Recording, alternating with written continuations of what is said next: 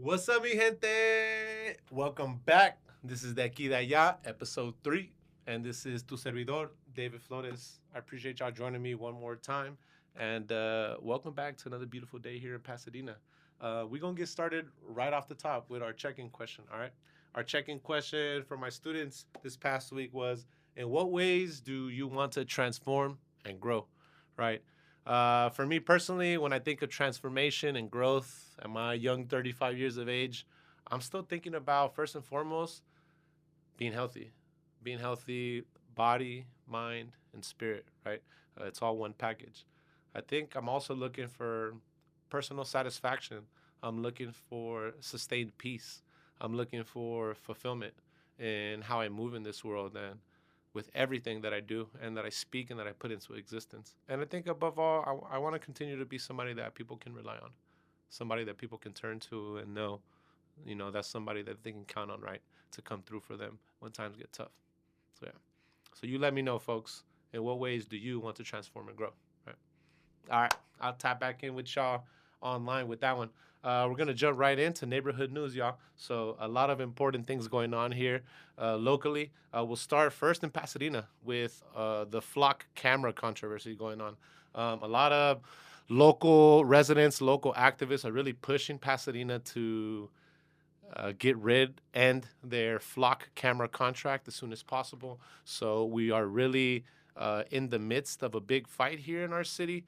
We are really pushing our city council to not only stop the expansion of the flock camera program, where we already have 61 cameras in Pasadena, and most of these cameras are disproportionately in the Northwest and in working class communities here in the city. So, above all, I think it's important that we stop investing in this flock camera program because it really is an unregulated surveillance system, right? We are putting our community, especially our most vulnerable community members, at risk, right? This is an unregulated system that puts our privacy at risk.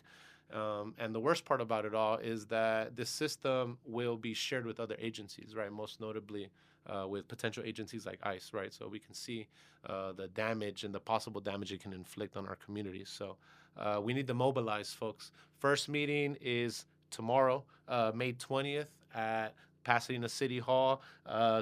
Meeting chamber room S249. Meeting is at 4 p.m. And by the time you see this episode, you'll probably be ready for the next meeting as well, which is on June 17th at 4 p.m.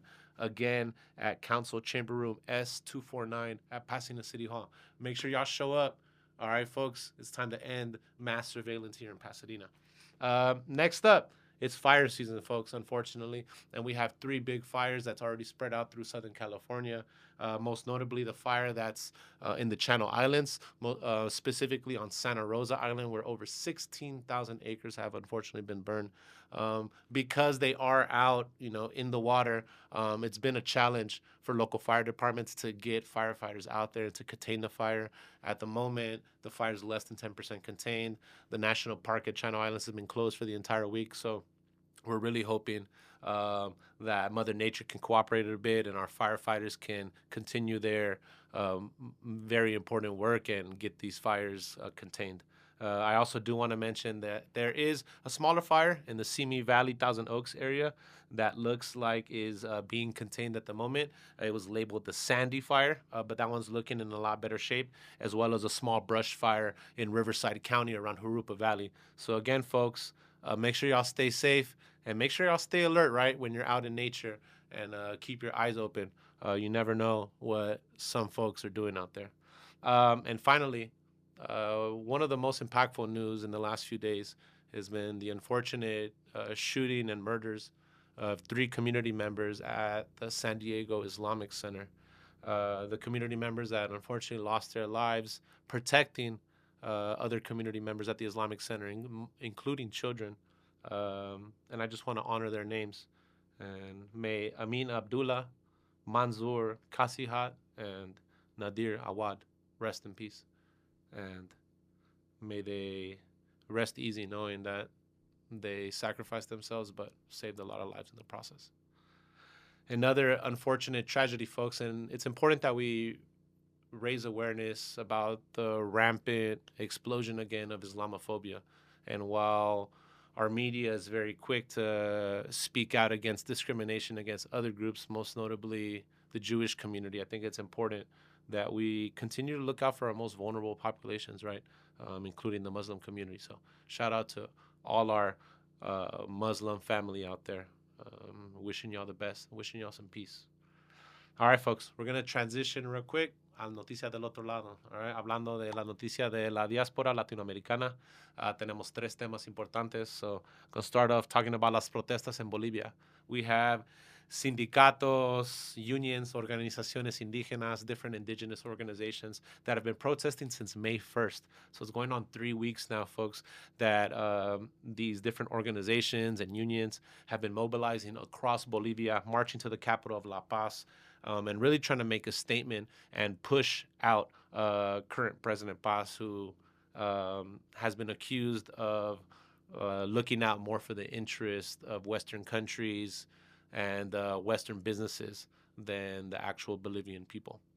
So we hope that there is a resolution soon for the Bolivian people, and it is in their favor and without external intervention. Next topic, Cuba sigue peleando y sufriendo. Desafortunadamente, we have the U.S. who continues to enforce their illegal blockade of imperialistic nature on Cuba, and they're getting by on donations, folks. And this is kind of going back to the last episode when I mentioned the struggles of Cuba that unfortunately persist. Right now, with help from Mexico and Uruguay, they just received 2 more humanitarian shipments. So esta ayuda humanitaria, ojalá les dé un poco de respiro, un poco de ayuda al pueblo cubano durante este tiempo tan difícil. And again, above all, we're demanding and we're asking for Cuban liberation, right, and their ability to determine their own destiny. And finally, this news came out a few weeks ago, but I want to bring it back up because sometimes these important news sources just happen to get lost in the mix, right? So I want to mention Honduras Gate.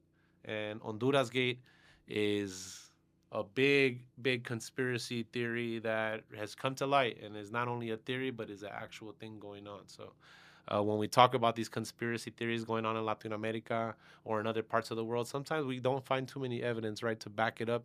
But this time, the facts speak for themselves, right? And some audios have been leaked where current President Asfura in Honduras has collaborated with former President Orlando Hernandez to try to get him back into the presidency. Now, this is problematic because former President Hernandez was already convicted in the United States for drug trafficking, was sentenced to prison, and was somehow given a pardon by President Trump. So one of the many important aspects of these Honduras Gates leaks is showing that the U.S. and Israel both cooperated in funding a pardon for former President Hernandez, and they are collaborating together to not only plan for the re-election of Hernandez, but of course, it's going to come at the benefit of the U.S. and Israel, right? So what do the U.S. and Israel get out of it? Well, they're getting a new U.S. base in Honduras. They're going to have a free trade agreement. They're also going to have the expansion of special zones for employment and economic development where the rules of Honduras do not apply. And they're also looking to create legislation that will favor the investment and the entry of American and Israeli AI companies into Honduras. So really some pretty intentional and problematic efforts that are going on here by Honduran leaders as well as the U.S. and Israel. Now, this is also a big deal because along with this hidden, investment in implementing a puppet government in Honduras with Hernandez's re-election, there was also an effort, an investment that was being made by the U.S. and Israeli governments to create a misinformation media campaign full of propaganda attacking leftist governments in Latin America, most notably the governments of Mexico, Colombia, and Brazil. So, for those of you who are familiar with U.S. interventions and the history of that in Latin America, y'all know they've been constant and rampant these last 100 years. And As we see here, the playbook hasn't changed much. So another reminder of the importance of the people, El Pueblo, coming together and fighting for themselves, right? And we see those efforts in Bolivia right now. And hopefully more of the diaspora will follow suit. All right, folks. That wraps up our news segment and our noticias from otro lado. Now I want to transition over to our next segment, which is talking about a little bit about the people's history, and I also want to bring in a leyenda del barrio. So I want to introduce you to a local legend, Nico Avina. Nico Avina runs, is the founder of Espacio 1839 in Boyle Heights. It's a wonderful community space, retail store, cultural space that has really fed the soul of Boyle Heights in East LA. And I'm super excited and honored to have Nico with us today. And without further ado, we'll bring him on. Thank you for having me, man. Of course. So, I mean, first of all, the idea came up. I saw your most recent upcoming event. I was really excited about it. You know that June 5th. Yeah, that cross section of football, sport, and culture, man, I think is extremely important. But before I get into that, I just kind of want to talk to you in general about the space and about your work, man. All the incredible things you're doing. So, Right. so yeah, man. How did this incredible space, Espacio 1839, come into existence exactly? I mean, Espacio 1839 was started off as a co-op per se, back in 2012. But prior to that, we had a space. My wife had a space called Teocintli, and we were there for about 5 years on the corner of 4th and Mott. And then we moved like 3 spots down. It was pretty much the same thing. You know, we had the storefront, a little book section, and then a gallery in the back. And we would do workshops, like, you know, art workshops there and stuff. And unfortunately, when the market crashed in 2008, we had to close down. And in 2012, you know, this space was offered to me. And, you know, back then I couldn't afford, so I asked a couple of homies if they could, like, you know, jump in. And that's how Espacio came about. 3 years after, you know, some collective members left, and, you know, Marco Amador stuck around. He's the one that was the founder of the radio aspect of it. And he stuck around for about a year or two, and then, you know, eventually, like, you know, it grew into being, you know, just me and my wife at Espacio 1830. So we've been there 14 years now. Yeah, that's amazing, man. So beautiful to see that transformation. Gracias. And how would you describe Espacio and the work y'all do there? I mean, while the name came about, Espacio, we feel that the fundamental theory of an organizer is to facilitate space. And so that's what it does, right? We facilitate space for artists to showcase their art in our little Galeria section, for poets or writers to come and present their work, for vendors, of course, when we have like the vendor markets, and then we have the radio. So, you know, we don't want to dictate what the public or the community should do. We just want to facilitate space for that growth within our community. And so that's pretty much what it is. You know, it's a self-sustaining space. And so, you know, we've been there, like I said, 14 years, and we hope to be there, you know, longer. So yeah, absolutely, that's the hope. And yeah, I think that really comes to life, like when you go visit the space. You know, I've been to such a variety of different events there, and I think it just like really speaks to the fact that you prioritize the people, and whatever movement, whatever energy, right, is like really carrying in the neighborhood. So I think that's really important, because, you know, those spaces are so limited. So yeah, so what current projects are you excited about? I mean, I know what current project I'm most excited about. In case y'all didn't know, folks, I think, Nico, can you confirm I'm your top purchaser? you're one of the top ones, man. You know, we're just, you know, sort of like finding. Well, it started off just like, you know, transforming my jerseys. I've been playing soccer for a long time. I stopped for a bit, and then I started playing again, and you know, posted a picture of one of the jerseys that had transformed. It wasn't even promoting the jersey. It was just a picture of me wearing one. Yeah. And folks started hitting us up like, yo, where did you get that? Like, yeah, and I was like, you know, I made it, you know? And so, I mean, I've been silk screening for close to 30 years now. Wow. You know, so I've been doing it for a while, and I love digging. I love, you know, just going out there and finding, you know, different items, and so I already had a collection of jerseys that I liked, some that didn't fit me, but I just liked collecting them, and so I started printing on those. Started finding the dead stock vintage jerseys, But those are mainly like, bigger sizes, XL, um, 2X sometimes. And folks started asking for different sizes, so I just started, printing on all these jerseys, and that's currently what we're doing. But it's just like a roller coaster of like these new ideas. I mean, a couple years ago, during the pandemic, we were making masks. After that, we're making jackets. And so now we're doing jerseys, but it's interesting how, like, things that you wouldn't think like people are interested in, like, it just resonates with folks. So Yeah. yeah. Yeah, and I kind of noticed it's just like it's having that knack for like having your ear in the streets, Hmm. like what's pulling people right now, like what are people interested in, and also seeing like where you feel a need. And I think that's what I admire about you and your wife and the work that y'all are doing. Y'all see a need and you feel it. And like another project y'all were doing was like the impromptu screen printing at the protest as well, right? Yeah, so I mean, we did that a while. It's crazy because It's been going on. it's things that we've done a long time ago, and then, I mean, social media is fairly new for us, right? I mean, Yeah. we're old, right? And so a lot of the projects that we used to do before are like somewhere in the archives, but not actually on social media per se. I think it was like in 2010, 2011, we had a little project. We had a little collective called Mercado Negro, and it was sort of like, the building autonomy through like, self-sustainability of vending and stuff like that, because we've been vending. That's how we started. Yeah.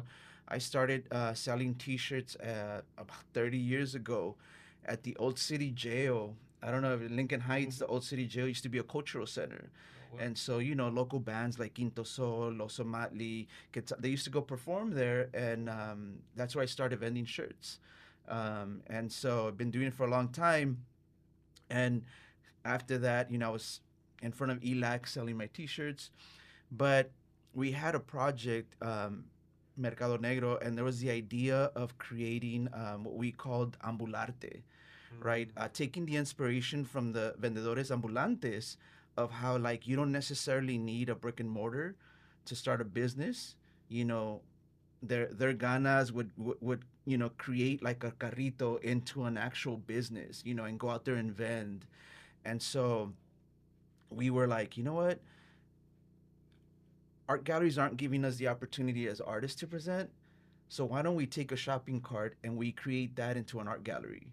And that was the initial project with that. Was we took a shopping cart, we bought the little book lights, they just, and put them on the top facing the artwork. We got artwork and we promoted it at Mariachi Plaza, put the carrito and a bunch of That's dope. artwork around it. And so it was like a mobile art gallery. Mhm. And after that, I was like, you know what? I'm just gonna turn the top into like a mobile silkscreen apparatus. And so we That's started doing that. And of course, there's always protest. We started taking the carrito to protest and stuff like that. And so recently, I came across a carrito and I was like, you know what? I haven't done this in a while. So we converted it and took it out to City Hall. But it's just like a continuous project. yeah. And also, I remember folks asking me. I mean, I donated. We did a workshop with Mexicali Rose down in Mexicali of how to build the carrito, and I donated one over there. I donated one in Arizona to what's it? I think it was El Puente. I think it was El Puente. We donated a carrito over there to them. So we've donated it, a couple carritos, but the one that we have currently is there sitting at the shop, and we use it. And this time I uploaded a video on how to build one, so folks could, so Really. folks could build their own. Yeah, and I guess that speaks to like at least for folks who have been doing the work. I think if anything, I guess social media has just lended itself to like finally being able to highlight what you've always been doing, right? Or Yeah, I yeah, think, we need to take advantage of that. I think we need to uplift the voices of folks in the community doing the work, and yeah, and using the tools accessible, right? And so yeah, so a lot of times it's like, we'll bring an idea back, and it's something that we had already, previously done, but it's dope. I mean, it's sort of like the jerseys now, right? I feel like, we've been playing soccer for a long time. I had done a jersey or two for a previous team, but what I'm doing now is just like, it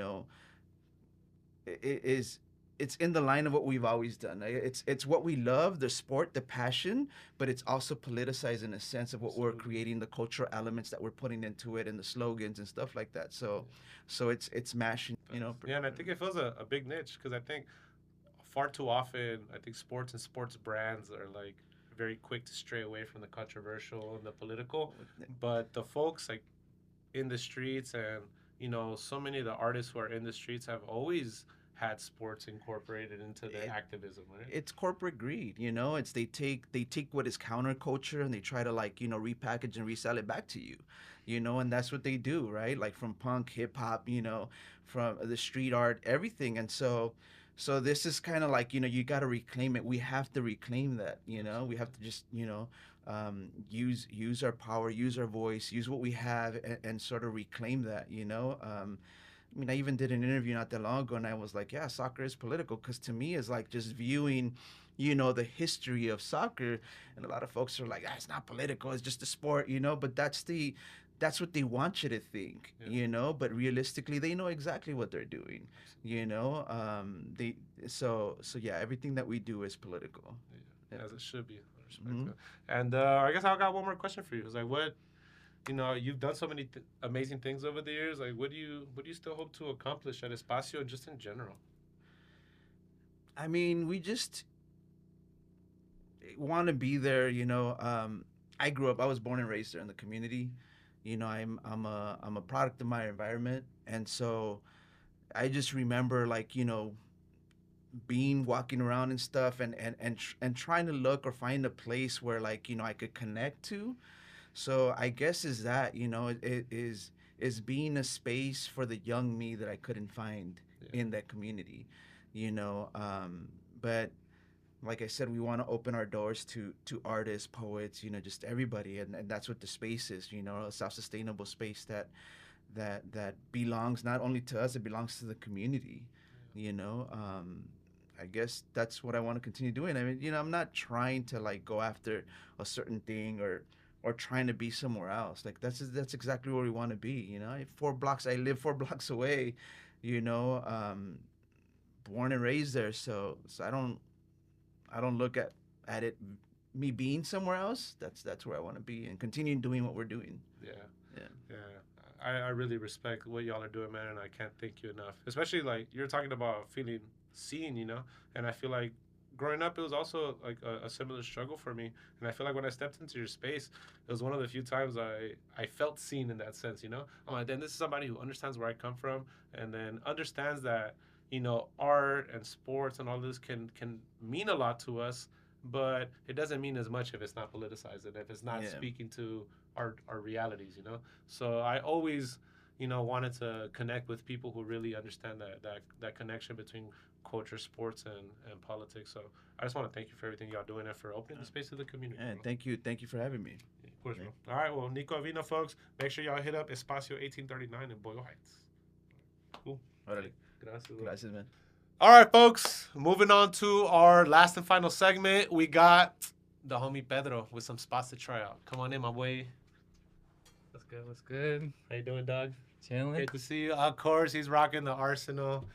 Yeah. Y'all took it. Enjoy. I'll let you take it away, big dog. What you got for us today, man? Today I got 2 spots. Start off with the SUV spot, and it's Banh Mi My Toe out in Alhambra. Okay. It's like one of those OG like Vietnamese like banh mi spots. Has been there for a minute. Okay. There's 3 locations, but the OG one is in Alhambra. But fire ass sandwiches, like the bread is perfectly like crunchy. Okay. Like it's like a big thing with the banh mi is like the bread gotta be the right texture. Facts, bro. If it's Like not too good dry. bolillo, it's not gonna work. Exactly. So then I always get the grilled meats. Like I like the grilled pork, grilled beef, but like cold cuts. I know like it's also really popular, but the grilled pork is a one. Okay. Fire. Remember that, folks. The grilled pork at Banh Mi My Toe. Cash only. Cash only. Cash Y'all only. know the deal, folks. All right. Mhm. Support local businesses. Bring that cash. All right. And then second spot is out in Boyle Heights. It's Shiotusu You okay? Kitchen. Yeah. It's a Oaxacan Lebanese spot. two Love the brothers. fusion. Yup, and like they do it good. Like sometimes like fusion could be a little Questionable. yeah, but the flavors really like work together. They really put their like Oaxacan, Zapotec influence in it, and fire food. Like the rice is like perfect, like the texture. Um, I think they have like a Oaxacan hummus. They do it with like black beans and stuff. Fire. And then the proteins, the chorizo, the chicken, all the kebabs and stuff, like fire.